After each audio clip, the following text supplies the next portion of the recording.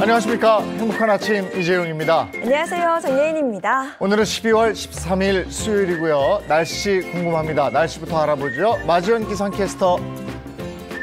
네, 안녕하세요. 마지연입니다. 유며칠 날이 포근했었는데 오늘 아침에는 반짝 춥습니다. 현재 어제랑은 공기가 사뭇 다른데요. 오늘은 더 따뜻하게 입으셔야겠습니다. 네, 오늘 옷차림 주의해야겠습니다. 오늘 날씨 어떤지 자세히 전해주세요. 네, 오늘은 전국이 맑다가 차차 흐려집니다. 아침에만 제주에 빗방울 떨어지겠고요. 그 밖에 뚜렷한 비 소식은 없습니다.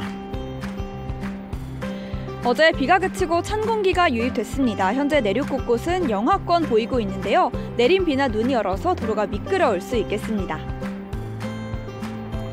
대기가 습한 데다가 밤사이 기온이 떨어지면서 내륙에는 안개도 껴 있는데요. 오늘 출근길에는 정말 안전운전 하셔야겠습니다. 현재 서울은 2.8도, 대전 6.9도, 대구는 2.9도 보이고 있는데요. 어제보다 아침 기온이 5도에서 10도가량 떨어졌습니다. 한낮에는 서울 12도, 청주 13도, 부산은 16도 예상되고요. 기온이 크게 올라서 일교차가 벌어지겠습니다. 오늘 대부분 해상에서 강한 바람과 높은 물결이 예상됩니다. 동해안에는 너울도 유입될 예정이니까요. 안전사고 유의하시기 바랍니다. 날씨였습니다.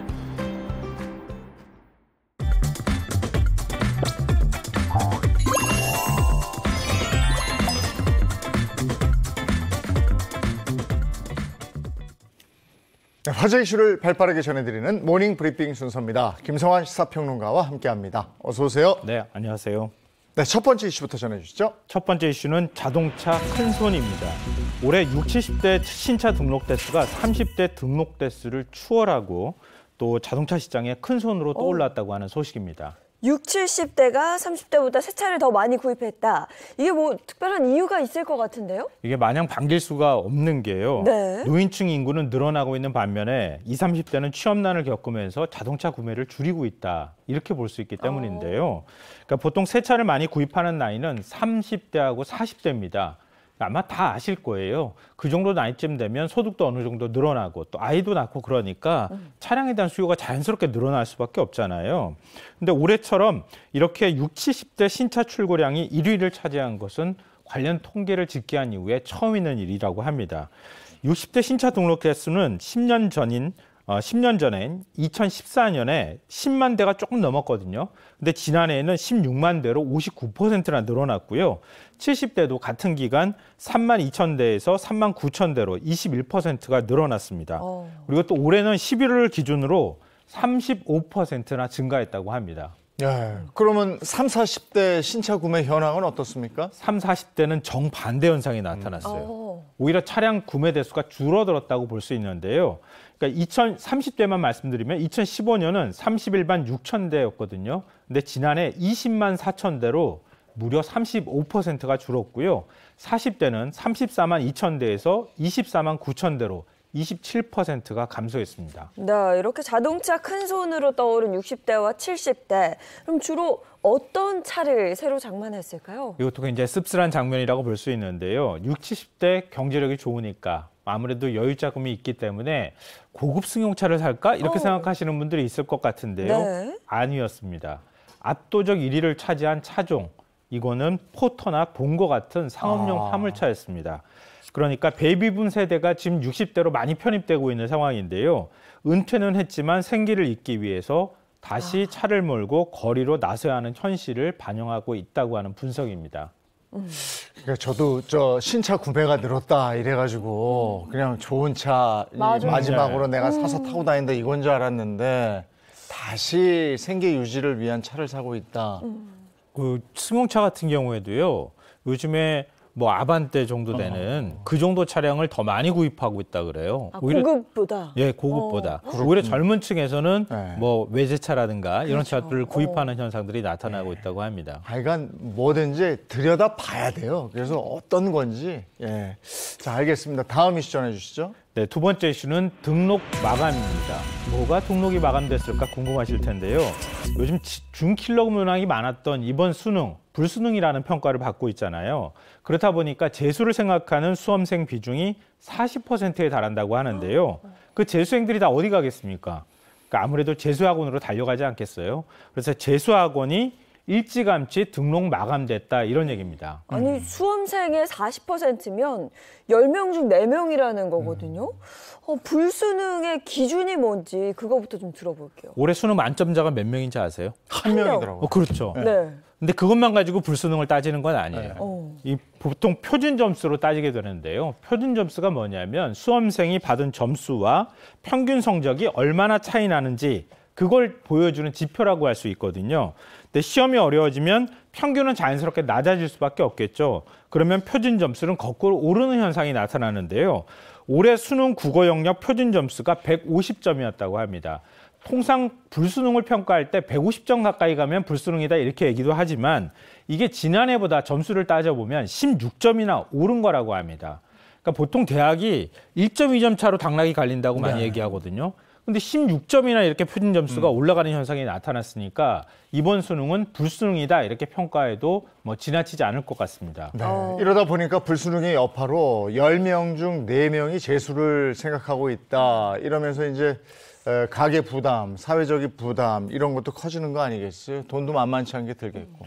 그러니까 사교육 줄인다고 지금 킬러 문항을 없앴잖아요. 근데 그러면서 중 킬러 문항을 많이 낸다고 얘기를 했는데 또 실제로 많이 냈다고 하는데 수험생들은 오히려 사교육 시장으로 달려가고 있는 이런 모순이 좀 발생하고 있는 것 아니냐 이런 지적이 나오고 있는데요. 보통 재수학원은 정시 합격자 발표가 나와야 가는 거 아닙니까? 네. 그렇죠. 그럼 최종적으로 나는 그냥 떨어졌어 이렇게 생각을 해야 가서 재수학원으로 가서 학원 등록을 하게 되는데요.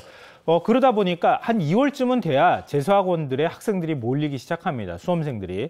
그런데 올해는 12월인데도 일부 학원의 재수반은 이미 다 정원이 마감이 됐다고 합니다. 일찌감치 재수 결심한 거예요. 네, 맞습니다. 그렇죠. 그러니까 이렇게 수험생들이 재수학원으로 가는 이유는 뭐냐? 이제 이런 부분에 대해서 여러 해석이 나오고 있는 상황입니다. 네, 뭐 이렇듯 역대급 불수능의 영향도 분명히 있을 거고요.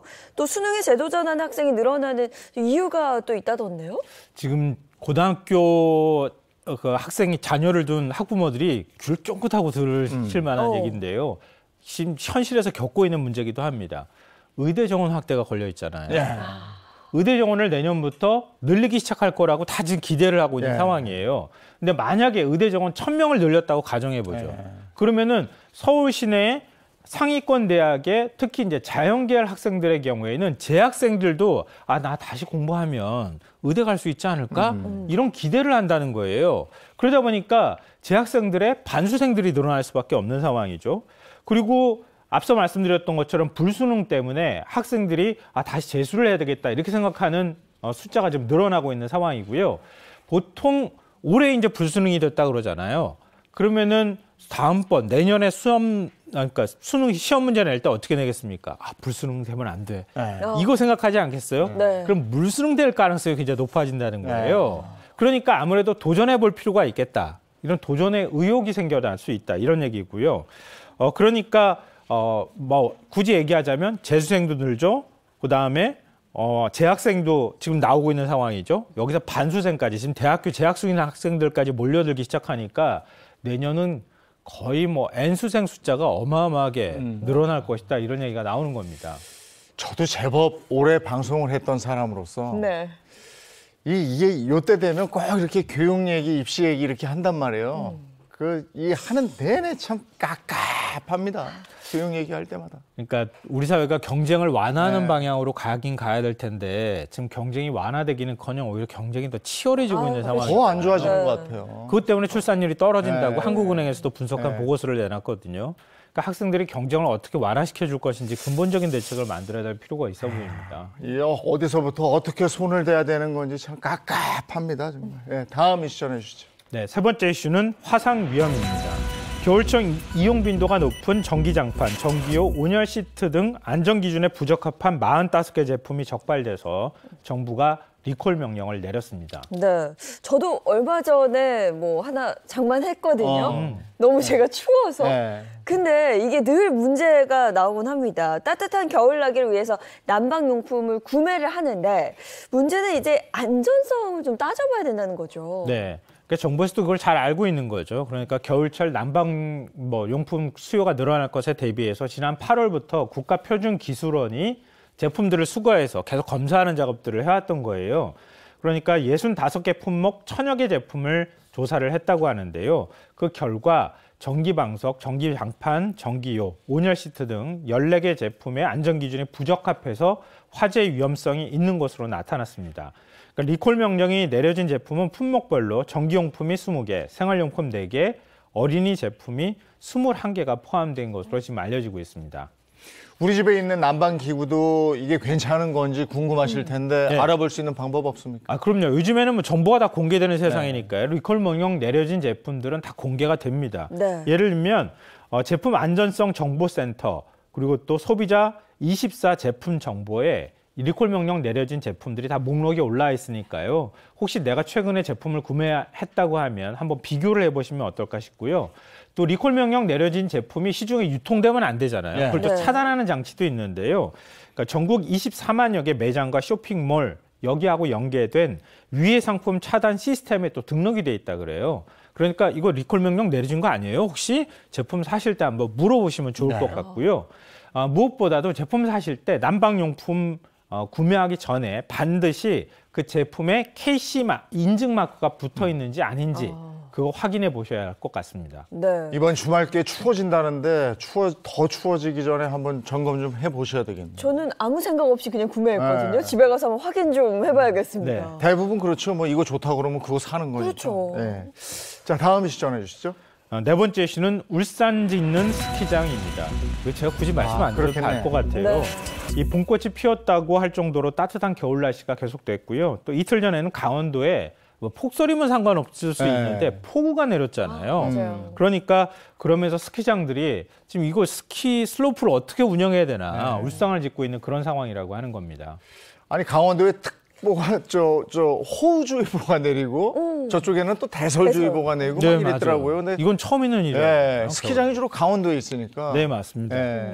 알프스에 있는 스키장들이 그냥 다 흙이 드러난 거 혹시 뉴스를 통해서 보신 적 있으시죠? 예, 해외 뉴스에서 그런 거 봤어요. 온난화 뭐 이런 것. 우리나라도 머지않다 아는 일이다 이렇게 생각할 수 있는데요. 강원도에 전체 우리나라에서 스키장이 운영되는 곳이 12곳인데요. 9곳이 강원도에 몰려 있습니다. 그러니까 강원도에 거의 대부분이 있다고 해도 과언이 아닌데요. 지금 지난 주말에 스키장을 다녀왔다고 하는 한 시민이 한 말을 보면요. 한낮 기온이 그때가 15도가 넘었는데 스키장 곳곳에 흙이 그냥 드러나 있었다고 합니다. 그러니까 그 다음에 이제 비가 퍼붓잖아요. 그러니까 아예 스키장이 수영장 되는 거 아니냐 이런 걱정하는 목소리가 나오고요. 또 스키장 업체 측도 어려움을 호소하고 있는데요. 과거에는 한 11월 중순에서 3월 중순까지 4개월 정도 슬로프를 유지할 수 있었거든요. 그러니까 아마 과거 뉴스 떠올려 보시면 아시겠지만 11월 지나고 난 다음부터 스키장 문 열었습니다. 이런 소식 나왔는데요. 지금은 12월 초에 열어서 2월 말이면 문을 닫는다고 합니다. 그러니까 스키장을 한 2개월 남짓 3개월 정도면은 이제 더 이상 운영을 할 수 없는 상황까지 와버렸다는 거예요. 그러니까 기후 변화가 이렇게 무섭다 이런 생각이 듭니다. 예전에는 스키장 갈 때요, 그 문막 정도 이렇게 지나가잖아요. 네.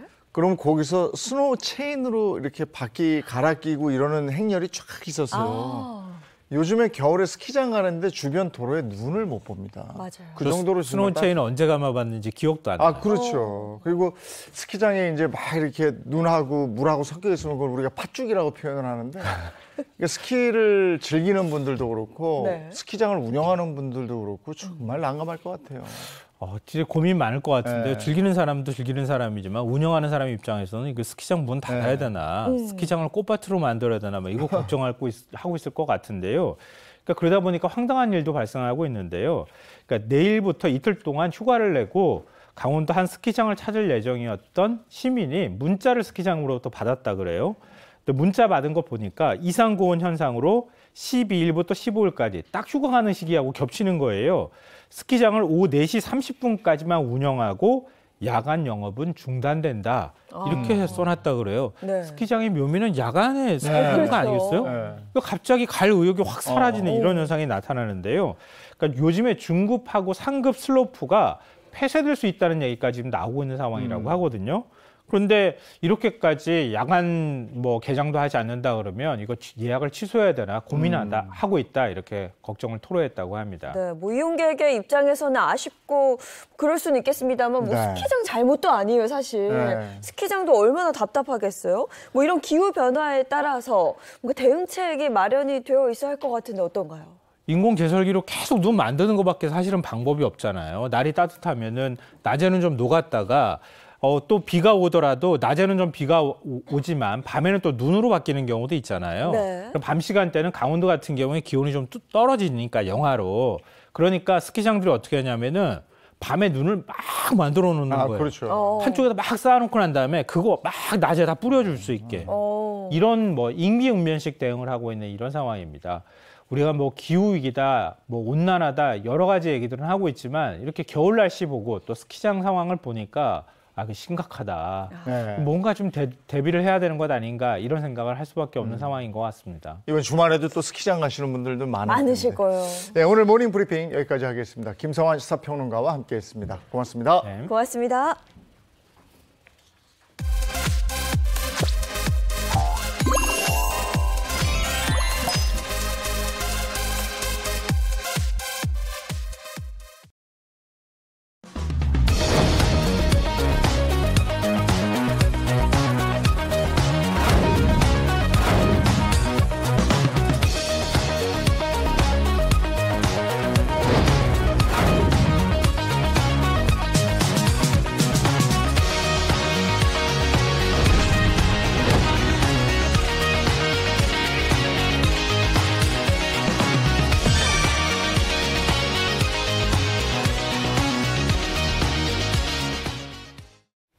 네, 한 주간의 핫한 연예 소식 알아봅니다. 연예 라이브 시간입니다. 네, 오늘도 반가운 세 분과 함께합니다. 인사 먼저 부탁드려요. 네, 잠시만요. 따끈따끈한 연예 소식 전해드릴게요. 개그우먼 박은영입니다. 안녕하세요. 연예계 팩트 사냥꾼 홍정선입니다. 안녕하세요. 자칭 특종 여신 미남 전문 기자 최정아입니다. 네, 반갑습니다. 자, 은영 씨, 오늘 연예 라이브 첫 번째 소식은 뭐예요? 네, 연예 라이브 첫 번째 소식은요. 약 200억 원 현금 플렉스입니다. 그동안 뭐 1조 원 혹은 2조 원 설에 휩싸였던 유재석 씨 토지와 건물을 약 200억 원 전액 현금으로 샀다고 알려지면서 유재석 씨의 남다른 재산 규모 아주 화제가 되고 있다는 그런 소식입니다. 유재석 씨도 이제 합류하는 건가요? 건물주. 네, 그동안 연예인들이 뭐 어디다 뭘 샀다 이랬는데 유재석 씨는 그런 얘기 없었는데 이제 나오는군요.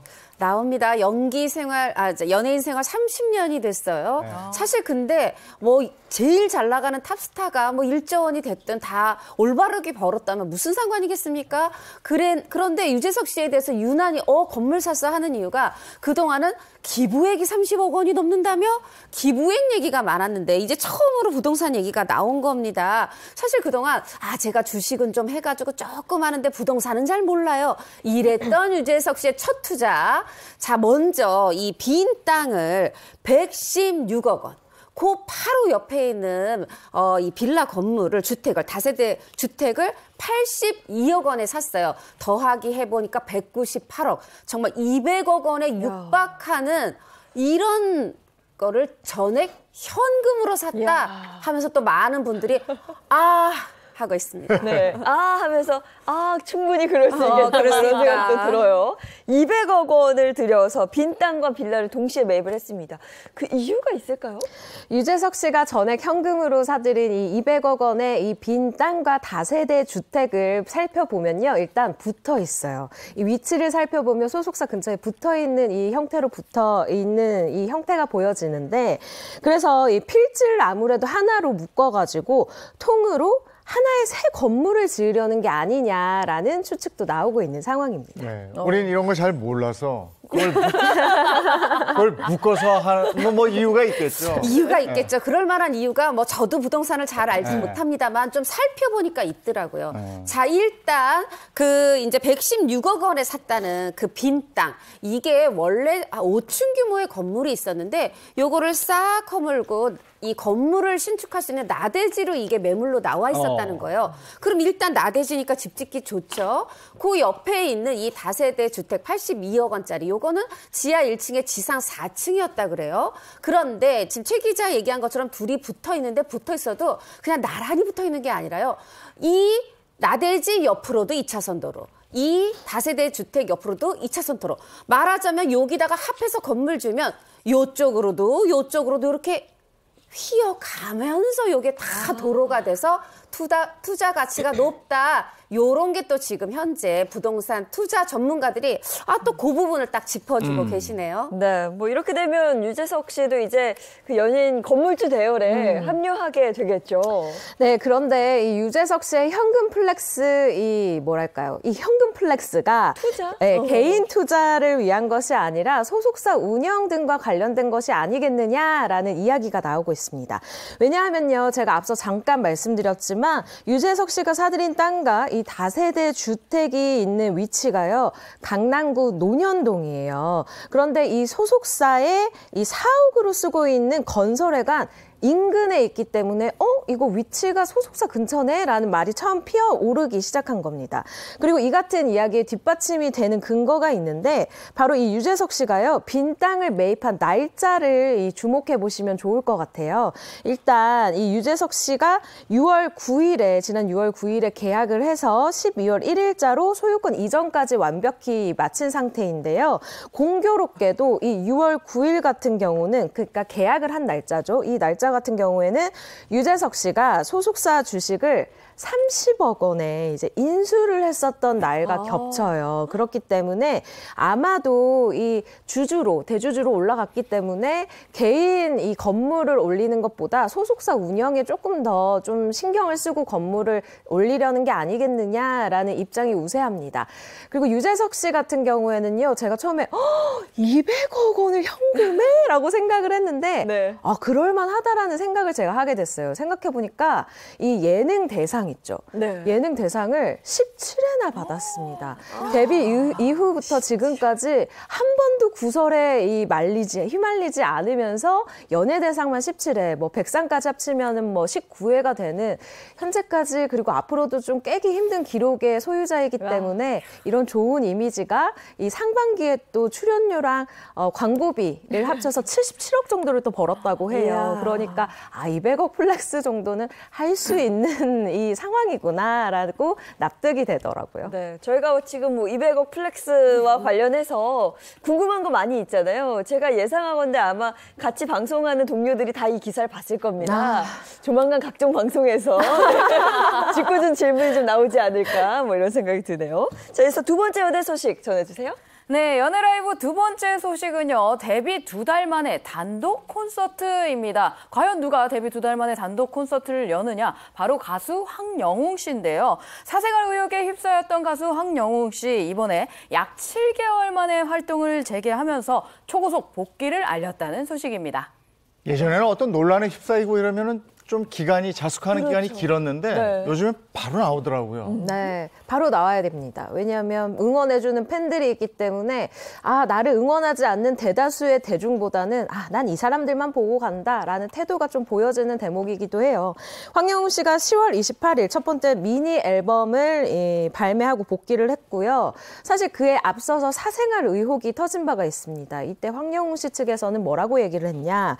어린 시절의 일이라고 변명하지 않겠다. 지난 시간을 돌아보며 반성하고 오해는 풀고 진심으로 사과하겠다라고 밝힌 후에 나름 자숙에 들어가긴 했습니다. 그런데 황영웅 씨 팬들 같은 경우에는 지난 날은 잊어버려라. 사실 언론 인터뷰를 통해서도 어렸을 때 그런 기억 없는 사람 어디 있냐라는 식으로 약간 막무가내로 좀 감싸는 모습을 보여서 일반 대중의 질타를 받기도 했습니다. 네, 방금 말씀하신 걸 또 들어보니까 이렇게 초고속 복귀가 가능한 이유는 그만큼 이 팬덤이 좀 강력하기 때문이 아닐까 싶어요. 팬덤이 강력하죠. 그리고 이 앨범이 나온 날 10월 28일이 황영웅 씨 또 생일이었어요. 그래서 우리의 영웅에게, 황영웅에게 생일 선물하자면서 사실은 앨범 발매일 전부터 굉장히 팬들이 많이 사셨고 또 대중도 사고 이렇게 해가지고 초도 물량이 50만 장을 넘었는데, 보통 초도 물량이라고 하면은 앨범이 발매되고 일주일 안에 몇 장 팔렸어. 이게 초동 물량이거든요. 이게요, 사실 뭐 지금 아이돌 그룹도 아니고 트로트 가수로서는 굉장히 좀 드문 일이라고 그래요.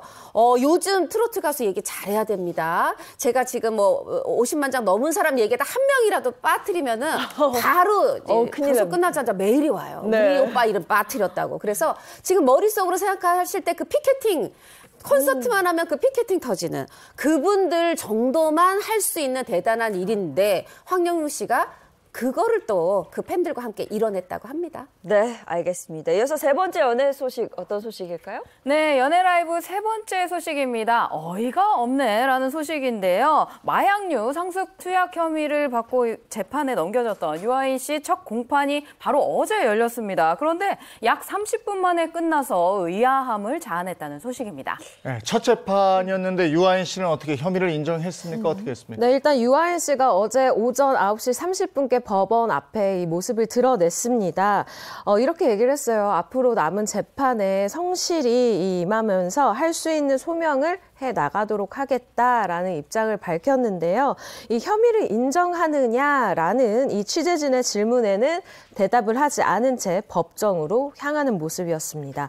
재판이 끝난 후에 이 유아인 씨 변호인은 좀 알려진 부분들이 사실과 다른 부분이 있다라고 하면서 대마 흡연 부분만 인정을 한 것으로 알려졌습니다. 그렇다면 대마 흡연 외 다른 혐의에 대해서는 다 부인을 한 거예요? 그렇습니다. 유아인 씨에게 지금 적용되는 이 혐의가 8가지입니다. 네. 뭐 대표적인 거 말씀드리면 프로포폴 비롯해서 4가지 불법 마약을 투약했다. 그리고 본인이 아니라 지인들, 본인 포함해서 다른 지인들까지 해서 불법적으로 수면제를 과다 처방받았다. 그리고 미국에서 대마 흡연할 때 옆에 있는 사람에게 대마 흡연을 이제 강요했다. 그리고 수사를 앞두고 바로 그 지인에게 증거 인멸할 것을 지시했다. 뭐 등등 해서 8가지 혐의를 받고 있는데요.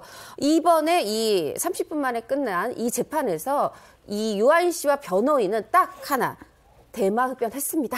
요것만 인정하고 그 외의 부분에 대해서는 최 기자도 얘기를 했지만 사실과 다른 부분이 있거나 너무 과장돼 있다 하면서 변호인은 법정에서 다퉈보겠다. 유아인 씨는 법정에서 최대한 소명하겠다. 이렇게 결과적으로는 한 가지 대마 혐의 외에는 대부분 부인한 거죠.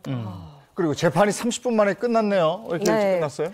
일단 유아인 씨 재판이 빨리 끝난 이유 바로 이 증거 기록에 대한 열람 마무리가 덜 됐기 때문이다라고 하는데요. 유아인 씨의 변호인 측에서는 이렇게 얘기를 했습니다. 우리가 생각한 것보다 이 사건 열람을 해야 되는 양이 2배 이상이다. 그러니까 다 보지 못한 상황이다라는 거죠. 그리고 열람 조사를 하는데 생각보다 시간이 정말 오래 걸린다. 그리고 이번 사실 관계라던가 이런 것들에 대해서는 추후에 의견서를 통해서 말씀드려야 할 듯하다라고 굉장히 신중한 모습을 보이기도 했습니다. 네, 그럼 첫 재판이 시작되면 1심 판결까지는 그 시간, 기간이 어느 정도나 될까요? 보통 이제 재판 시작하면 주변 사람들이 그러죠. 재판 힘들어, 길어. 맞아요. 뭐 예를 들어서 유아인 씨가 아니면 다른 누구라도 네, 제가 다 했습니다 한다면 4, 5개월에도 끝날 수 있다고 합니다. 그렇지만 좀 전에 말씀드렸듯이 지금 1개 혐의 외에는 다 부인하는 상황이잖아요. 그러면 검찰은 이 8개 혐의를 적용하기 위해서 참고인 조사를 했었던 그 참고인들을 법정에 증인으로 불러 세울 수밖에 없습니다. 이런 증인 신문 과정 이것들이 길어지면서 결국은 최종심까지는 한 1년은 걸리지 않겠느냐. 내년 하반기 돼야 가능하지 않겠느냐. 이런 전망이 나오고 있습니다. 네. 재판이 길어지면 대중의 관심이 식죠. 그렇죠. 이게 보면 그렇게 길게 하더라고요. 네, 맞습니다. 이렇더라고. 알겠습니다. 이거는 앞으로 좀 더 관심을 가지고 지켜봐야 할 것 같고요. 자, 이어서 네 번째 연애 소식 전해주시죠. 네, 연애라이브 네 번째 소식은요. 피켓팅 예고입니다. 과연 누구의 피켓팅을 준비해야 되느냐. 바로 연말은 송가인이여라. 네, 트로트 가수 송가인 씨인데요. 타의 추종을 불어넣은 아주 완벽한 그런 가창력, 섬세한 감성으로 그 송가인 씨 표의 트로트를 좋아해 주시는 분들 아주 주목해야 되는 그런 소식입니다. 송가인 씨는 정말 그 트로트 이쪽에 부활의 신호탄을 쏜 가수 아니겠습니까? 맞습니다. 사실 이제 트로트라는 게 한국인의 정서에 맞는 그런 노래여서 예를 들어서 뭐 1950년대, 60년대, 한 70년대 포크송이 유행할 때까지도 그래도 전 국민이 좀 그 희로애락을 담아서 부르는 노래였는데 80년대 들어서 특히나 90년대에 여러 이제 댄스 음악들 또 아이돌들이 나오고 하면서 이제 그런 노래들이 젊은 층이 부르는 노래가 가요계 대세가 되고 트로트는 왠지 좀 나이 좀 드신 이 연로하신 분들이 부르는 노래라는 인상이 생겨났던 것도 사실인데 이 송가인 씨를 시작으로 해서 특히나 송가인 씨를 우리가 딱 꼽는 게 트로트의 제대로 정석의 맛을 살려내잖아요. 그러면서 이제 아주 짧은 시간 안에 지금은 요새 저 주변에도 2030들도 트로트 좋아하는 분들 많이 봅니다. 이렇게 어떤 대중화시키는데 큰 역할을 했다. 그중에 한 명이다. 그런 평가를 받고 있죠. 네, 뭐 이제는 트로트 하면 송가인 씨를 빼놓을 수 없죠. 그 팬 문화 역시 굉장히 특별하다고 하던데요? 제가 한 문장으로 표현하면 해쳐 모여라고 할 수 있을 것 같습니다. 왜냐하면 일단 이 팬 문화 자체가 너무나 당연하지만 송가인 씨를 이 중심으로 해서 이루어지고 있는데요. 예를 들어서 송가인 씨의 팬들이 사실 전국 각지에 굉장히 많잖아요. 그리고 송가인 씨도 이 전국 각지 행사를, 콘서트를 다니지 않습니까? 그래서 이 팬들이 아이디어를 냈습니다.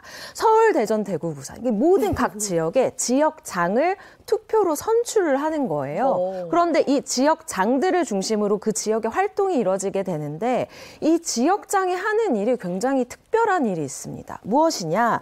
일단 행사장을 미리 답사를 하고요. 그리고 주차 위치라던가 동선을 미리 딱 파악을 하고 있는 거예요. 그래서 송가인 씨 스태프 쪽에 전달을 한다고 합니다. 최적의 동선을 알려주는 거예요. 그리고 이 팬 문화가요. 지역장을 또 중심으로 단순히 뭐 응원을 하고 뭐 선물만 보내는 이런 팬 문화에서 그치는 것이 아니라 행사 진행부터 경호까지 이 모든 것을 송가인 씨를 위한 우리 송가인이를 챙기기 위한 이런 문화로 발전이 되고 있어서요. 사실은 와 이렇게까지 조직적으로 팬덤이 활동할 수 있구나라는 걸 저도 현장에서 보면서 감탄을 하고 있습니다. 와. 근데 팬층이 굉장히 다양하다고 그래요?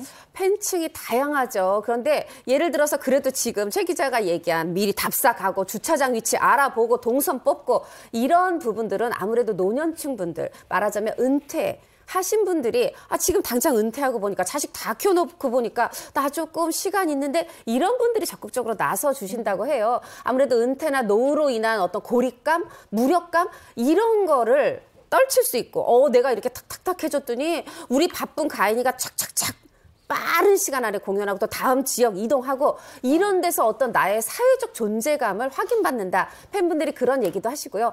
또 말이 뭐가 필요 있겠습니까? 내가 좋아하는 우리 송가인 위해서 하는데 그것만으로도 즐거움의 원천이시겠죠. 야, 근데 진짜 대단합니다. 이렇게 하기가 굉장히 어려운 건데 저도 이런 팬분이 있다면 업고 다닐 것 같아요. 그래서 송가인 씨가요. 이렇게 일정을 소화하고 나면 대부분은 이 이동 전에 콘서트 현장에 모여있는 팬분들을 미리 만나서 30분 정도 대화를 나누기도 하고 아니면 콘서트가 끝나고 나서 바로 그냥 서울로 슝 가는 게 아니라 모여있는 팬분들한테 가서 아유 또 오셨어요 이러면서 또 사진도 찍고 이제 이야기도 나눈다고 해요. 일종의 미니 팬미팅을 계속해서 무료로 하고 있다라고 저는 사실 표현을 하고 있는데요. 이 많은 가수분들이 팬미팅을 하고 있죠. 그런데 매 무대마다 이렇게 팬미팅을 하는 분, 저는 이게 송가인 씨가 이번 트롯 이 대중화를 이끌면서 만들어 온 굉장히 좋은 팬문화라고 생각을 하고 있거든요. 저와 친한, 뭐 예를 들어서 박군 씨도 그렇고 또 얼마 전에 봤었던 고덕우 씨도 그렇고 현장에 오는 이 팬분들이랑 또 막 소통을 하는 모습을 보여주시더라고요. 네. 아, 트롯 이런 문화가 너무너무 멋있는 것 같습니다. 와, 30분 대화하는 시간은 와 정말 그쵸. 깜짝 놀랐어요. 그렇죠. 웬만한 요즘 인기 가수들 팬미팅 하면 저희가 돈 내고 들어가서 맞아요. 해야 되는데 무료 팬미팅을 그것도 매번 30분. 송가인 씨가 그러니까 인기가 있는 이유가 다 있습니다. 있습니다. 네, 여기까지 연예 라이브였습니다.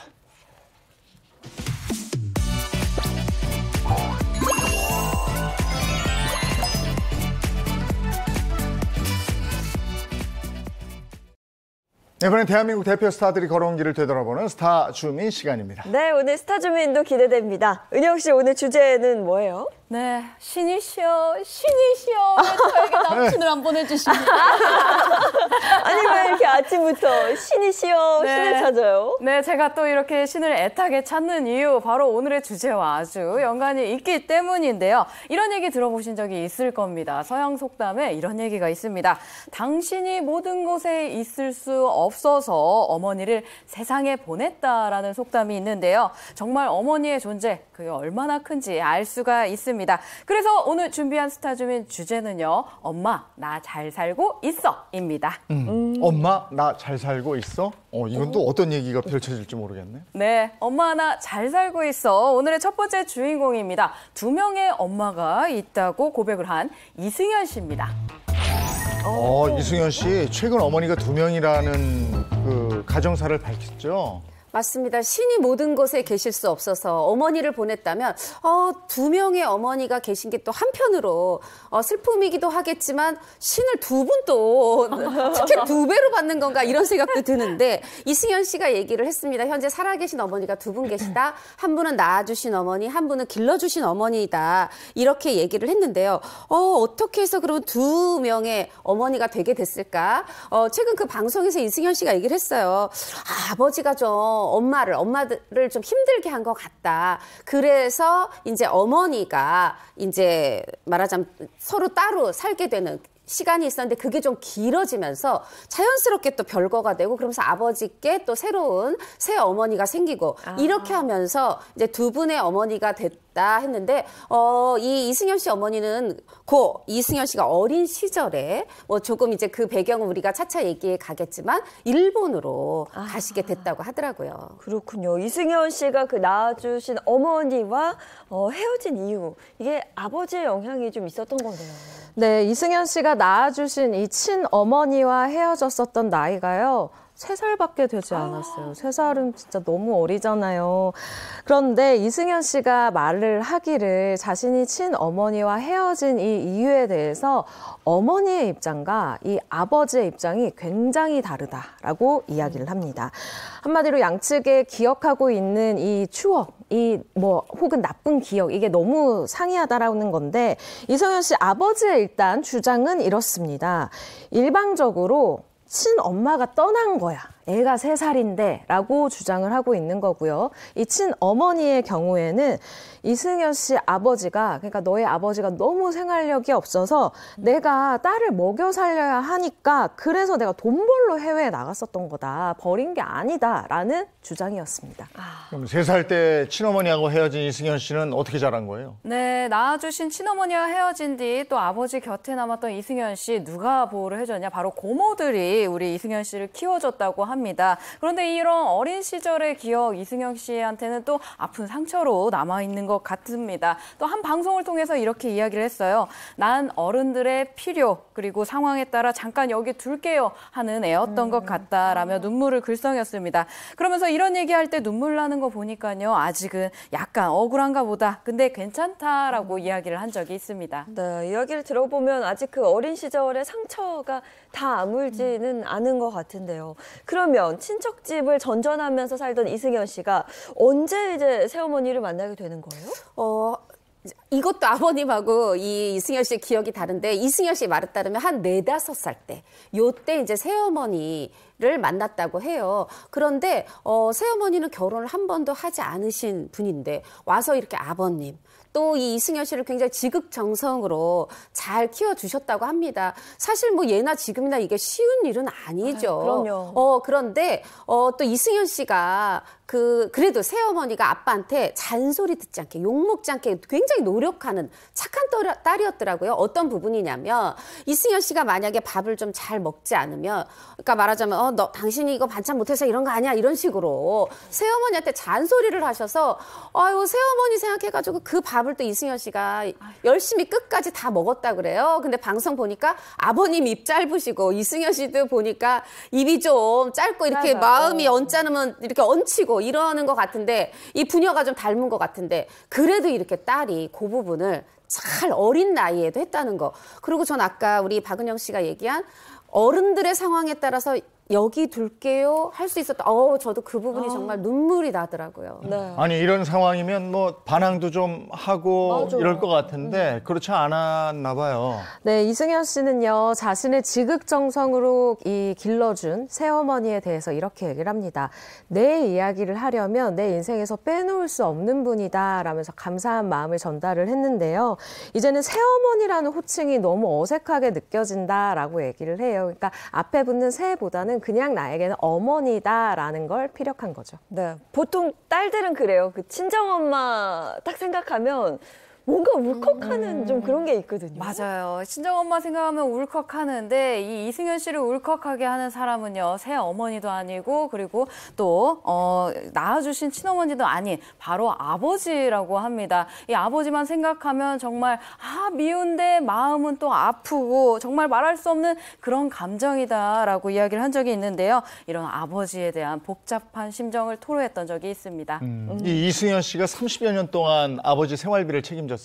그렇습니다. 이승현 씨가 이제 엄마한테 들은 얘기라고요. 아빠가 평생 회사 생활 5년 했다. 근데 5년을 하셨는데 이 자식은 자라나야 되고 가정 경제는 돌아가야 되니까 이승현 씨가 이제 특히나 이 방송 생활 하면서 번 돈을 만약에 정말 내가 뭐 이번 달에 250만 원 벌었다. 그럼 200만 원을 다 보낼 만큼. 이렇게 이제 그렇게 처음 시작을 했고 그 뒤에도 이승현 씨 굉장히 또 정확하게 말하시잖아요. 내가 기억에 한두 번 몇 번 빠질 수도 있지만 내가 굉장히 힘들 때나 잘 나갈 때나 늘 이 30년간 아버지의 생활비를 드렸다. 이렇게 얘기를 하면서 근데 이런 부분이거든요. 생활비를 드리기는 드리면서도 이 존재 자체가 좀 부담스럽고 힘들고 짜증나는 버거운 이제 그런 부분이 있다고 합니다. 그런데 그런 부분이 보였어요. 뭐냐면 이렇게 식사를 막 정성스럽게 막 소고기도 굽고 전복도 해서 드렸는데 이 아버님 잘 드시는 거 보면서 뭔가 있잖아요. 한편으로 마음으로는 미워. 미운데 또 그렇게 혼자 또 밥 드시는 거 보니까 짠해. 네. 요래가지고 이제 친정 엄마의 울컥 이 얘기를 하는 게 아닌가 싶은데요. 아버님이 근데 굉장히 이건 명확하시더라고요. 딸이 이렇게 돈 줘서 내가 편안히 살았다. 그리고 우리 딸 나 너무 자랑스럽다. 막 시장 가서도 누군지 알아요? 알아요? 막 계속 딸 사진 들어있는 수첩 가지고 다니시고 굉장히 그 딸에 대한 자부심 이거 분명하시고 내가 이렇게 아버지로서 별거 못 해주고 허수아비 같이 평생 그랬다. 또 잘못을 인정하시는 부분도 있고요. 네, 그래서 이승현 씨가 아빠를 생각하면 좀 미웠다가도 짠했다가도 이런 복잡한 마음이 드는 것 같습니다. 이게 30년간 아버지의 생활비를 오롯이 책임진다는 게 이게 정말 힘든 일이거든요. 근데 혹시 그러면 미스코리아 출전한 것도 아버지 부양과 좀 관련이 있을까요? 사실 30년이라고 생각하면 30년 동안 저는 제 몸 하나 저를 스스로 부양하는 것도 굉장히 길고 긴 어렵죠. 시간이라는 생각이 드는데요. 일단 이승현 씨 그 부양이라는 의무 때문에 미스코리아에 출전한 건 아니라고 합니다. 이승현 씨가 사실 이 92년도 미스코리아 미로 뽑히기 전에 이미 승무원 생활을 3년 정도 했었대요. 그러니까 사회생활, 그러니까 직장인 생활을 이미 익숙하게 하고 있던 이 때였는데 이 역대 미스코리아를 배출하면서 미스코리아계 이 산실로 불리는 곳이 있습니다. 세리미용실 원장님 감사합니다 라고 하잖아요. 바로 이곳의 원장님이 너는 미스코리아다. 너는 미스코리아를 해야 된다라고 딱 이게 점을 찍었다라는 거예요. 당시 이승현 씨 미용실 원장님에게 이렇게 얘기를 했다고 합니다. 저는 이 돈도 없고 힘도 없는 사람인데 미스 코리아 나가는 거 아니지 않아요? 라고 물었다고 하거든요. 결국 수영복 한 번만 입어봐라 라고 했는데 그때 이후로 얼떨결에 붙잡혀서 미스 코리아 대회까지 쭉 나가게 됐다고 합니다. 미스 코리아 출전해서 진선미 되면은 상금도 제법 되지 않습니까? 그렇죠. 예, 얼떨결에 나간 미스 코리아 대회지만요. 1992년 미스 코리아 선발 대회에서 얼떨결에 나갔지만 미를 또 이렇게 뽑혔습니다. 이승현 씨 출전한 이 1992년 미스 코리아 대회, 이 진선미 상금이 얼마인지는 알려진 적이 없습니다. 그런데 앞서 열린 미스 코리아 대회에서 진선미로 뽑힌 분들 이 우승 상금을 알면 대략적으로 얼마겠거니 유추가 가능하겠죠. 네. 연예계에는 사실 그 미스 코리아 출신 배우들이 굉장히 많잖아요. 맞습니다. 1989년이죠. 미스 코리아 진에 뽑힌 오영경 씨, 그때 당시에 상금 1,500만 원을 받았다고 밝힌 바가 있습니다. 그리고 이승현 씨보다 1년 전에 미스 코리아 선에 뽑힌 염정아 씨 상금만 1,200만 원을 또 받았다고 합니다. 이래서 이승현 씨가 받은 미스 코리아 상금은 약 1,000만 원 이상이 되지 않을까 이렇게 또 짐작을 해봅니다. 1992년이면 저 이제 방송 생활 시작했을 때인데 네. 꽤 큰 돈인데 이거. 꽤 큰 돈이요. 그 당시 92년도로 치면 이때 제 기억에 제가 어렸을 때 초등학생이었는데 초등학생 때 이때 제가 슈퍼마켓에서 사 먹던 커피맛 아이스크림이 500원이었어요. 근데 그게 지금 가격으로 2,000원 정도 하거든요. 그러니까 그 정도의 상승세를 생각하시면 되지 않을까라는 저는 생각이 어쨌든 드네요. 뭐 아나운서 어디 방송사에 소속된 아나운서였으니까 직원이었으니까 그랬는데 출연료가 그때 6,000원이었거든요. 물론 이제 월급을 받으니까 그렇게 비교할 수는 없겠지만 어쨌든 제법 큰 돈이에요. 네, 큰 돈이네요. 큰 돈이죠. 지금도 사실 1,000만 원은 큰 돈인데. 이승현 씨는 그러면 미스 코리아 미에 당선이 된 이후에 승무원은 그만둔 거예요? 미에 당선됐으니까 나 이제 승무원 끝 이건 아니고 그만둔 건 맞는데 자발적 퇴사는 아니었다 그래요. 지금하고 좀 풍토가 다른데 만약에 지금 같으면 지상근무 시키고 막 우리 회사 막 홍보대사 모델 시키고 이럴 것 같은데 당시에는 대외적으로 얼굴이 너무 알려져서 이 근무에 적합하지 않다 해서 본인이 원한 게 아닌데 졸지에 백수신세가 된 겁니다.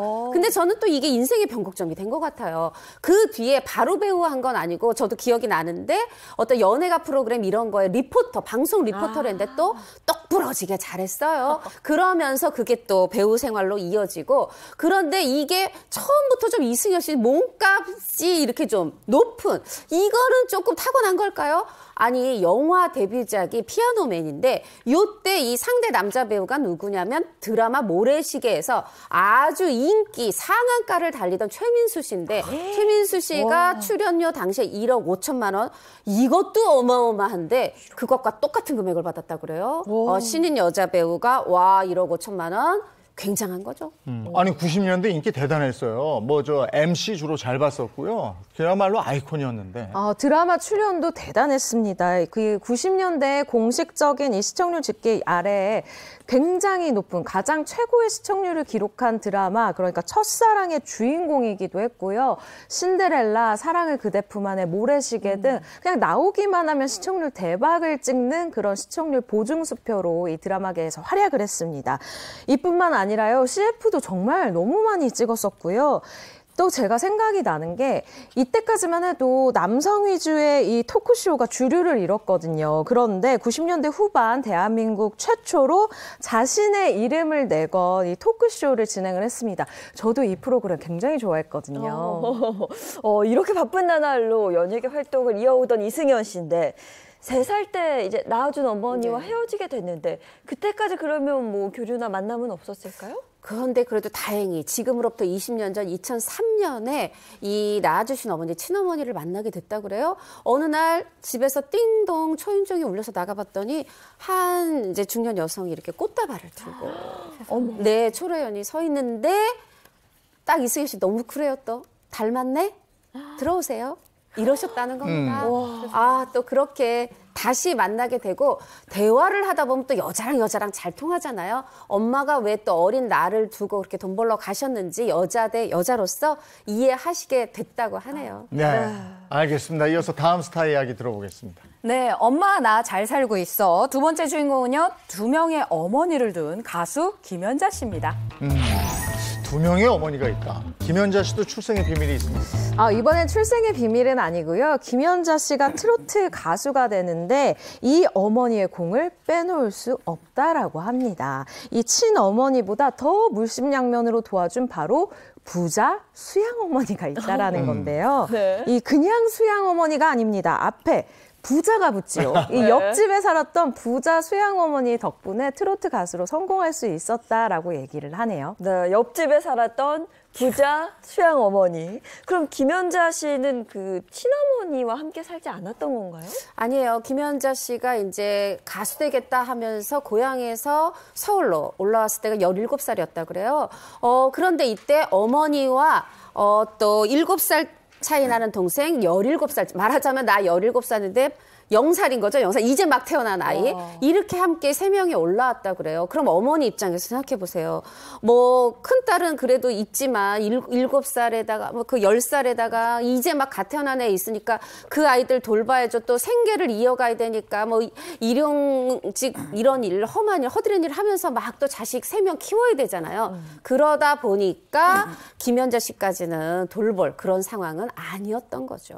그럼 17살에 가수로 데뷔하기 위해서 서울로 상경한 겸이면 학교는 다닐 수가 없었겠네요. 네, 학교를 제대로 다닐 수가 없었습니다. 김연자 씨의 아버지가 이발사였다고 해요. 그런데 김연자 씨가 노래를 너무 잘 부르니까 이 손님들이 왔을 때마다 손님들 옆에서 노래를 부르게 시켰다고 합니다. 이 소문난 노래 실력 때문에 이 서비스, 손님 입장에서 서비스인 거예요. 어머, 애가 노래를 너무 잘하네.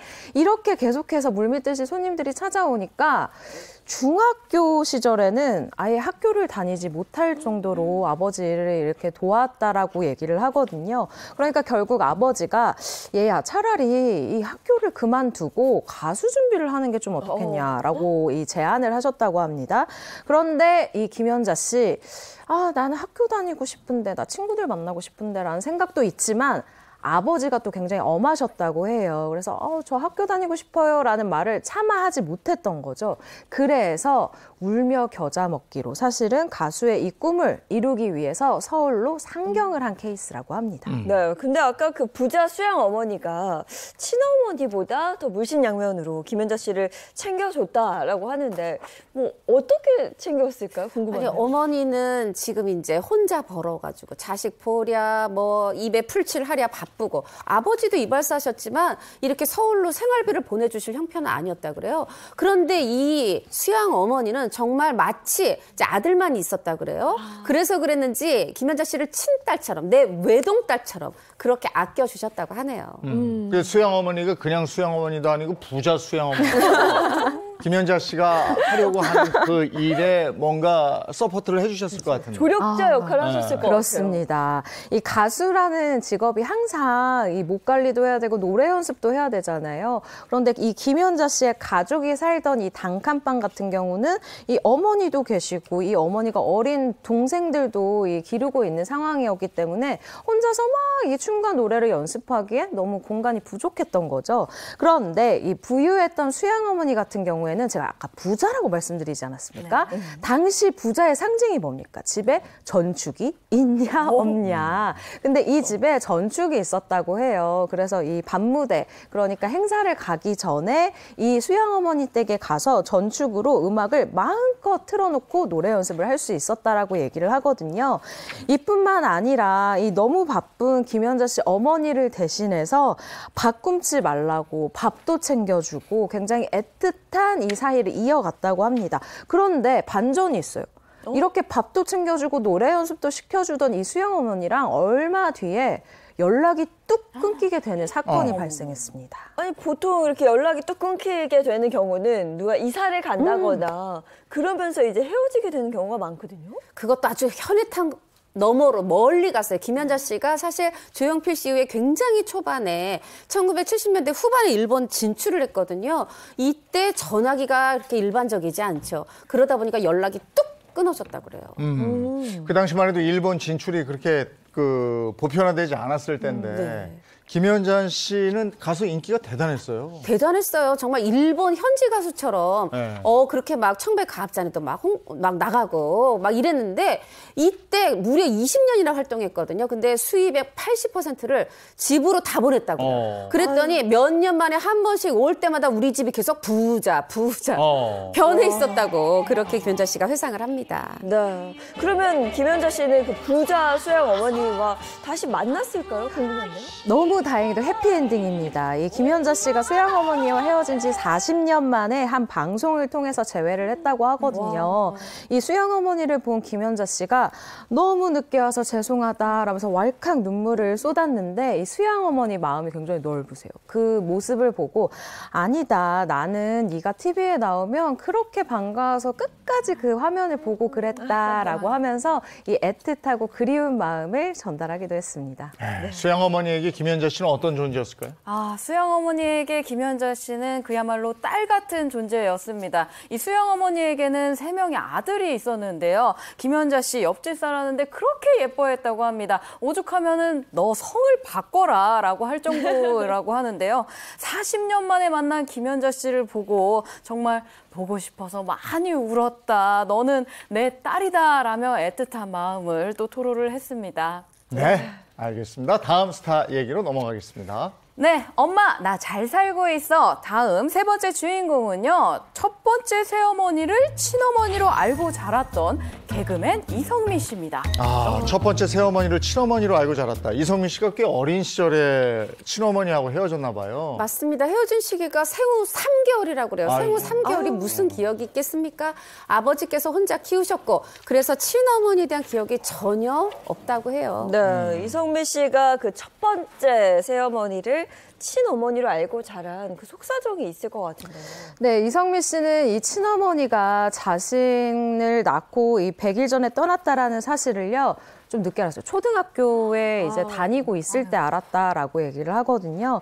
이 뒤늦게 이 출생의 비밀이라고 해야 될까요? 이 자신의 비밀을 알게 된 이성미 씨 이유가 있었는데요. 이 첫 번째 새어머니가 이성미 씨를 정말 친딸처럼 너무너무 예뻐했기 때문이었다고 합니다. 친구들이요, 이 동네 친구들이 야, 니네 엄마 새엄마야 이렇게 막 이야기를 하면은 이성미 씨 이 첫 번째 새어머니가 손을 이렇게 걷어 붙이고 가가지고 누가 우리 성미한테 그런 이야기를 하고 그러냐 라면서 이성미 씨 편을 굉장히 또 들어주셨다고 해요.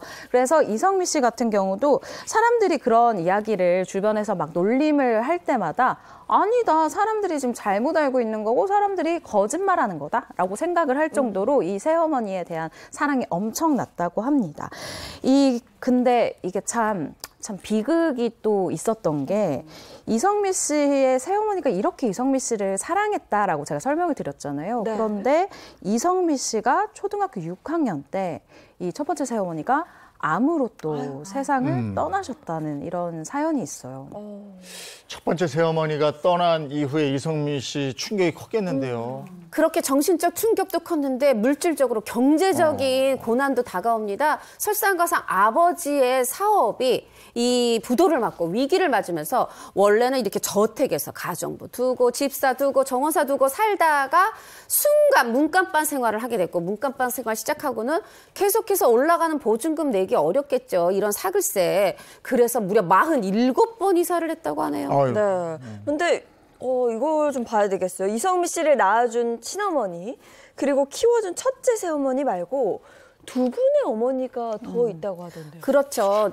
첫 번째 새어머니를 친어머니로 알았어요. 근데 사실은 두 번째였던, 사실은 또 근데, 세 번째, 네 번째 새어머니가 계시다고 해요. 말하자면 새어머니 기준으로 두 번째 새어머니를 이성미 씨가 15살 때, 그때 이제 맞이하게 됐는데, 두 분이 별로 그렇게 사이가 좋지 않았던 모양입니다. 3년 만에 이혼을 하셨고, 그리고 세 번째 시어머니는 이성미 씨가 27살 때. 그러니까 우리가 보기엔 아버님이 왜 이렇게 결혼 많이 하셨어? 하지만, 이렇게 좀 그 텀을 보면 거의 뭐 10년 이상이에요. 또 그분도 살아가면서 이런 선택이 필요하셨겠죠. 그런데 그 세 번째 새어머니를 보고 이성미 씨가 깜짝 놀랐다고 그래요. 왜 그러냐면 그 암으로 돌아가셨다. 네. 첫 번째 새어머니랑 너무 닮아 그런 외모셨다고 하네요. 아니 어쨌든 이런 과정에서 이성미 씨 참 많이 혼란스러웠겠어요. 일단 두 번째 새어머니를 만났던 시기가 이성미 씨 나이가 15살 때예요. 그런데 뭐 어머님들 많이 아시겠지만 사실 요때 중학생 때 왜 우리가 그 중2병이라고 하잖아요. 그 굉장한 사춘기를 겪게 되거든요. 이때 이성미 씨가 이렇게 생각을 했다고 합니다. 내 인생은 왜 이렇지? 왜 이렇게 평범하지가 않지? 라면서 굉장히 혼란스러워했고 새로 생긴 가족이 자신에게 잘 대해줬음에도 불구하고 적응하지 못하고 가족 주변을 그냥 겉도는 느낌을 받았다는 거예요. 사춘기 소녀였던 이성미 씨, 이 새어머니의 말을 굉장히 좀 곡해해서 듣는 일들이 많았다고 합니다. 그래서 가족 사이에 이런 오해도 굉장히 깊어지고 갈등도 깊어졌는데 그런데 15살밖에 안 됐잖아요. 이 문제를 내가 어떻게 이겨나가고 어떻게 풀어나가야 될지 도저히 이 어떻게라는 부분에 답을 내리지 못했다라는 이야기를 전하기도 했습니다. 네. 근데 이성미 씨가 저라면 그 친어머니 존재를 알게 된 후에 바로 좀 찾았을 것 같은데 어떻게? 그때 이제 좀 처음에는 어린 마음에 원망이 들잖아요. 어린 나를 왜 두고 갔어.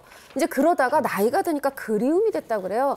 그래서 언젠가 꼭 한번 보고 싶다. 친어머니를 만나는 게 평생의 소원이 꿈이 됐다고 그랬던 적이 있었다고 얘기합니다. 네. 참 이성미 씨 친정어머니 어머니에 대해서 그 낳아준 어머니에 대해서 뭔가 알고 싶었을 텐데 아버지가 그런 얘기를 안 해주셨네요. 그렇죠. 핏줄이니까 당연히 찾고 싶은 게 인지상정인데 이성미 씨가 그래서 아버지가 돌아가시기 전에 이 친어머니가 너무 보고 싶어서 물어본 적이 있었는데 아버지가 알 필요 없다라면서 아무 말씀을 해주시지 않았다고 해요. 그렇게 아버지가 돌아가신 후에 이성미 씨 사무치게 그립다라는 게 뭔지 알게 됐다라고 하면서요. 친어머니 그리고 친어머니의 소식이라도 찾기 위해서 백방으로 뛰어다니고 노력을 했는데 결국 찾지 못했다고 합니다. 근데 이때 이성미 씨가 생각이 든 게 이렇게까지 친어머니 행적을 찾을 수 없는 건 어머니도 나를 찾지 말라는 그런 이야기가 아닐까라는 생각이 들어서 더 이상 어머니를 찾지 않았다고 해요. 그래도 뭔가 마음 한켠으로도 뭔가 좀 보고 싶고 만나고 싶은 마음이 들지 않을까 싶은데. 들 수 있죠. 근데 최 기자 얘기했던 것처럼 누군가가 헤어진 가족이 만난다는 건 양쪽이 같이 찾고 있을 때 만나거든요. 이성미 씨가 이렇게 열심히 찾았는데 못 만났다? 아마도 마음속에는 엄마가 나를 찾지 않는 거야. 나를 보고 싶어 하지 않는 거야. 이런 마음이 들었던 것 같아요. 지금은 만나고 싶지 않다고 얘기를 합니다. 헤어진 지 60년이 됐고 차라리 그리움으로 남겨두는 게 낫지 만나면 미움이 될 것 같다고 하는데 저는 혹시라도 그래도 인연이 되면 어떻게 좀 만나시는 것도 좋겠지만 일단 만나실 때까지 이렇게 이성미 씨처럼 아니야 나 안 만나도 돼 만나지 않아도 돼 또 요런 또 마음도 또 한편으로 이해가 됩니다. 네. 이어서 다음 스타 이야기입니다. 네, 엄마 나 잘 살고 있어. 네 번째 주인공은요. 초등학교 3학년 때 친어머니와 헤어졌던 배우 백일섭 씨입니다. 초등학교 3학년이면 정말 한창 어머니 손길이 필요할 나이인데 백일섭 씨는 왜 그런 어린 나이에 어머니와 헤어지게 된 거죠? 백일섭 씨한테 저도 들었는데 이거 그 말이니까 그대로 전할게요. 아버지 바람기 때문이었습니다. 이게 이유입니다. 아버지 바람기 때문에 친어머니와 헤어지게 됐습니다. 근데 그 당시에는 좀 뭐라고 표현해요? 참고 산다고 해야 되나? 그런 경우가 좀 많지 않았나요? 그렇죠. 참고 사는 경우가 많은데 일단 백일섭 씨 이제가 얘기하는 게 여수에 살았는데 아버지께서 일본을 오가면서 무역업을 하시고 돈을 이제 꽤 잘 버셨다고 해요. 그런데 이게 돈이 많아지면 이러는 겁니까? 이 마누라가 첫 번째 마누라, 두 번째 마누라, 마누라가 많았다고 그래요. 그런데 아무리 참고 사는 시대라 그래도 어느 여자가 그렇게 한 집에 부인이 많아. 나 말고 부인 또 있어. 아이고 이거 참기 힘들어요. 그래서 어린 백일섭 씨를 두고 서울로 가셨다고 하네요. 근데 어린 백일섭 씨는 어머니가 떠날 때 그게 마지막인지를 몰랐다면서요? 네, 이 기억은 70년이 흘렀지만 백일섭 씨의 뇌리에는 아주 강하게 박혀있는 어떤 한 장면이라고 얘기를 합니다. 당시 백일섭 씨 어머니가요, 바깥에서 막 이렇게 놀고 있는 백일섭 씨에게 일섭아, 엄마 간다 이렇게 얘기를 했다고 합니다. 그래서 백일섭 씨가 이게 뭐지? 그냥 그래 엄마 잘 가라고 대답을 했다고 하거든요. 근데 그게 고향 여수에서의 어머니에 대한 마지막 기억이래요. 일단 떠나는 어머니의 마음도 모른 채 이 3살밖에 되지 않았으니까 그냥 잘 가라고 대답을 했는데 이 백일섭 씨 어머니가 이때 고향을 떠나는 그런 장면이었다고 하고요. 이 백일섭 씨는 또 이때에 대해서 너무 어리지 않았냐. 당연히 엄마가 다시 올 줄 알고 그렇게 대답을 한 거 아니겠느냐라고 이야기를 했는데 이 어머니가 떠나는 그 모습이 3살밖에 안 된 백일섭 씨의 머리에 그대로 지금까지 남아있을 정도로 사무치게 그리운 어떤 아픔이 됐다고 합니다. 그렇게 어머니가 떠났고 아버지는 뭐 일 때문에 바빠서 이 어린 백일섭 씨를 잘 못 챙겨줬을 것 같은데 그럼 누구와 지냈을까요? 네, 백일섭 씨 함께 지낸 사람은 바로 새어머니들인데요. 이렇게 돌아올 줄 알았던 또 친어머니는 돌아오지 않고 1년 뒤 초등학교 한 3, 4학년 정도일 때 또 새어머니가 들어왔다고 합니다. 아버지가 또 일본을 오가면서 무역업을 하시기 때문에 2, 3개월 동안 집을 비웠는데요. 그때 당시 또 새어머니들밖에 없어가지고 마음 기댈 곳이 없었다고 합니다. 또 당시 하필이면 또 이 새어머니들이 이 핍박을 많이 줘가지고 백일섭 씨 아주 많이 외로웠었다고 합니다. 새어머니도 아니고 새어머니들. 맞아요. 그러니까 어린 나이에 감당하기 힘들 것 같아요. 네. 이때 백일섭 씨가요, 아버지와 새어머니에 대한 이 반항심이 막 생겨난 거예요. 그래서 저는 이게 관심을 달라라는 어떤 표현, 외로움의 표현이라고 생각이 드는데 이 사춘기의 백일섭 씨가 괜히 이 동네에서 친구들이랑 막 싸움도 하고 그리고 공부도 막 일부러 하지 않았대요. 그냥 내가 이제 막 나태한 모습을 보여줄 거야 이런 반항심이었던 것 같은데 그래서 이 초등학교 시절 백일섭 씨의 이 성적표를 딱 열어보면요. 이 수, 미, 양, 가 중에 전부 미미미미미미미 전부 미미미미미였다고 합니다. 네, 심지어 뭐 배다른 동생을 업어 키우기까지 했다던데. 이제 백일섭 씨 어렸을 때 갔고 또 계속 새어머니들이 들어오셨잖아요. 그래서 5남매가 있는데 4명의 동생이 있는데 다 이제 어머니가 다른 동생들인 거죠. 근데 그 중에서도 이 둘째 어머니가 낳으신 둘째 동생 때문에 백일섭 씨가 어린 나이부터 좀 고생을 했다고 그래요. 무슨 고생이냐면 막 생후 한 3, 4개월밖에 안 됐는데 이 둘째 새어머니가 떠나셔서 이 백일섭 씨가 데리고 그때 뭐 분유가 뭐 그렇게 흔하겠습니까? 동량젖을 동네를 다니면서 동량젖을 먹여서 동생을 키우는. 근데 백일섭 씨도 이렇게 뿔뚝뿔뚝하고 사춘기도 오고 그러잖아요. 그러니까 막 친구네 집도 가고 뭐 어디 친척 집도 가면서 집에 자꾸 들어가기 싫은 거예요. 근데 가끔 이렇게 1, 2년에 한 번씩 가보면 어머 또 새로운 동생이 태어나 있네. 새로운 동생이 태어나 있네. 그래서 마치 남의 집에 가는 것 같았다. 그렇게 얘기를 하셨네요. 근데 백일섭 씨는 그러면 친어머니하고 헤어진 다음에 그 친어머니는 다시는 못 본 거예요? 아버지와 이혼 후에 백일섭 씨의 어머니가요, 서울에 정착을 하셨고 고등학생이 된 내 아들 백일섭 씨를 보기 위해서 한번 찾아온 적이 있었다고 하거든요. 그리고 여수에서 이 그 백일섭 씨가 마도로스가 딱 되려고 그 수산고등학교를 진학을 했었는데 어머니가 이때 권유를 하셨대요. 이 18살 때 이제 좀 한번 뭐 상경을 하는 게 어떻겠느냐라는 얘기를 하셔서 정말 책가방 하나 그리고 어머니의 주소 하나만 딱 가지고 고향을 떠나서 서울로 왔다고 합니다. 그런데 너무 아시겠지만 18살도 애잖아요. 너무 어리거든요. 당시는 석탄 기차였는데 이 여수에서 서울까지 13, 4시간을 타고 상경을 했었다고 해요. 18살이 어머니의 그 말 한마디에 고향을 떠난다. 이게 쉽지 않았을 텐데요. 맞습니다. 사실 뭐 고향에 대한 미련은 없지만 고향을 떠난다는 것 자체가 또 슬프잖아요. 그 고향을 떠나는 석탄 기차에서 한두 시간 동안 울었다고 합니다. 그 사실 새 어머니들 그리고 의붓 동생들 때문에 아버지랑 살 때 마음 붙일 곳이 없었던 백일섭 씨. 그래도 또 친어머니를 따라서 서울을 가면 좀 괜찮을 줄 알았는데 마찬가지로 힘들었었다고 합니다. 아유, 그러니까 고난의 연속입니다. 이제 서울에 가서 엄마와 만나게 됐는데 뭐가 잘 안 맞았던 걸까요? 어머니가 이제 서울에 오셔서 다시 결혼을 하셨던 거예요. 이제 그러다 보니까 이제 또 거기에 새 아버지가 있었겠죠.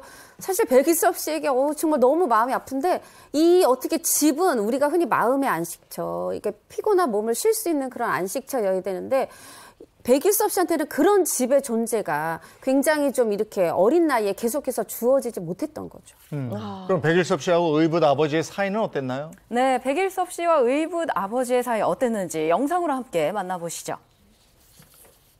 아버지랑 술을 안 해봤는데 술을 무지하게 먹었어. 그래가지고 맨날 띵깡을 부는 거야, 집에 와서는. 웃기네. 나중에는 나보고 그 양반 성이 김씨인데 성씨를 바꿔주라고 나를. 백씨에서 김씨로? 김씨로. 그건 난 말이 안 되잖아. 우리 어머니부터 살아 계시는데. 연수에서도 그렇고. 그렇지 말이야. 와서도 그렇고. 엄마가 와서도 그렇고. 집에 들어갈 수가 없어. 그런 일이 있었네요. 네. 이렇게 스토리를 쫙 듣고 보니까 뭔가 마음 한켠이 좀 아프고 네, 그런 마음입니다. 이런 가정사들이 있었군요. 네. 그걸 저희는 엄마 나 잘 살고 있어 라는 주제로 한번 풀어봤습니다. 여기까지 해야 되겠습니다. 고맙습니다. 고맙습니다. 감사합니다. 오늘부터 해서 점점 추워진다고 그러죠? 네, 아무래도 비나 눈이 내리고 나서 기온이 급격히 떨어지는 것 같습니다. 오늘 옷차림 따뜻하게 하시고요. 저희는 내일 아침 7시 30분에 돌아올게요. 행복한 아침, 행복한 하루 되십시오. 고맙습니다. 고맙습니다.